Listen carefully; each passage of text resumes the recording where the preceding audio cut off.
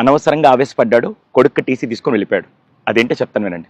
Prayer 9 గంటలకు start అయ్యి పిల్లలందరూ లేట్ కమర్స్ అందరూ బయట వెయిట్ చేస్తుంటే ప్రేయర్ కంప్లీట్ చేసుకొని 9:10కి ప్రిన్సిపల్ గారు బయటకు వచ్చి ఎవరెవరైతే లేట్గా వచ్చారో వాళ్ళని క్వశ్చన్ చేస్తూ నార్మల్గా వాళ్ళ చేత గుంజలు చూపిస్తుంటే ఈ లోపల ఒక తండ్రి 9:15కి వాళ్ళ కొడుకుని దింపేసి కార్ రివర్స్ చేస్తూ వాళ్ళ కొడుకు బయటే ఉన్నాడని తెలిసి మళ్ళీ కార్ ఆప్ బయటకు వచ్చి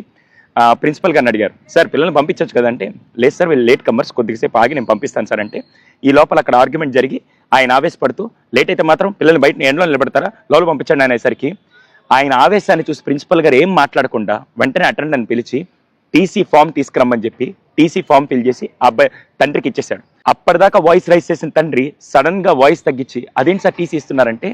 సార్ చదువు ఎక్కడ నేర్పించవచ్చు కానీ పిల్లలకి నేర్పించాల్సింది ఈ వయసులో డిసిప్లైన్, అందులో లేటుగా వచ్చారు కాబట్టి నేను ఆ డిసిప్లైన్ ఈ స్కూల్లో ఈ వయసులో నేర్పించకపోతే రేపు పెద్దయ్యాక వాళ్ళు ఎక్కడ నేర్చుకోలేరు, అటువంటి డిసిప్లైన్ నేను నేర్పిస్తుంటే ఇంతమంది పిల్లల ముందు మీరు నన్ను క్వశ్చన్ చేశారంటే ఇటువంటి పేరెంట్స్ నాకు వద్దు సార్ అని చెప్పి టీసీ ఇచ్చేసి పంపించేశారు. చూసే వాళ్ళందరూ నాకు క్వశ్చన్ అడుగుతాను, మీలో ఎంతమంది చిన్నప్పుడు స్కూల్కి లేట్గా వచ్చినందుకు పీఈటీ సార్ చేత దెబ్బలు తిని ఆ తర్వాత అక్కడ గోడ కుర్చీయో లేకుంటే గుంజిళ్ళు తీసి పనిష్మెంట్ తీసుకొని ఆ రోజు డిసిప్లిన్ నేర్చుకున్నారు కాబట్టి ఈ రోజు సమాజంలో గౌరవంగా ఉన్నాం. ఈ జనరేషన్కి ముఖ్యంగా కావాల్సింది టెక్నాలజీ, చదువు అదంతా సెకండరీ, ఫస్ట్ కావాల్సింది డిసిప్లిన్ అండి. అది నేర్పించే బాధ్యత అటు తల్లిదండ్రులు ఇటు స్కూలు ఖచ్చితంగా తీసుకోవాలి. ఆ డిసిప్లిన్ చిన్నప్పుడు రాకపోతే